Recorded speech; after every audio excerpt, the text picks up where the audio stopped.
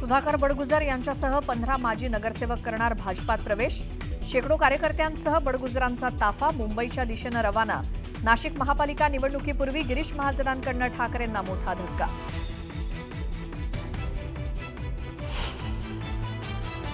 सुधाकर बडगुजरांच्या भाजप प्रवेशाबद्दल मला माहित नाही। भाजप प्रदेशाध्यक्ष चंद्रशेखर बावनकुळेंचं वक्तव्य। बावनकुळेंच्या वक्तव्यामुळे बडगुजरांच्या प्रवेशाबद्दल संभ्रम वाढला।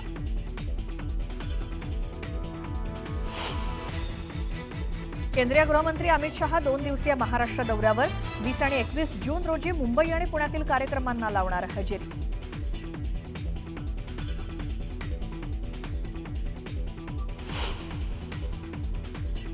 राज्य मंत्रिमंडळाची आज बैठक। राज्यातील जुने पूल, अतिवृष्टी आणि नुकसानीबाबत चर्चेची शक्यता।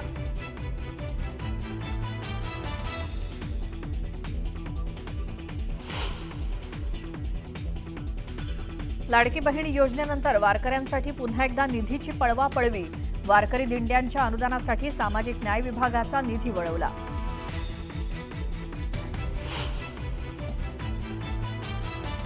राज्यातील विकास प्रकल्पातील कंत्राटदारांची सुमारे 90,000 कोटी रुपयांची देणी थकीत।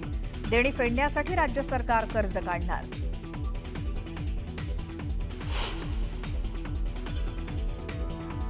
संतोष देशमुख हत्या प्रकरणी बीडच्या विशेष न्यायालयात आज सुनावणी। वाल्मिकरांना दोषमुक्तीसाठी केलेल्या अर्जावर सुनावणीची शक्यता।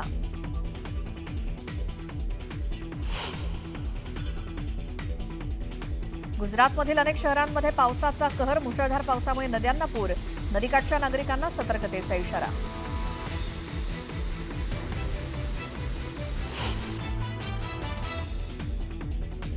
कर्नाटकमधील बंगळुरूसह परिसराला मुसळधार पावसानं झोडपलं। पावसामुळे शहरातील अनेक भागात पूर परिस्थिती।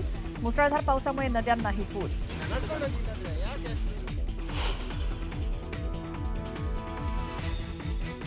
सॅन फ्रान्सिस्कोहून मुंबईला येणाऱ्या एअर इंडियाच्या विमानात तांत्रिक बिघाड। प्रवाशांना कोलकाता विमानतळावरती उतरवलं।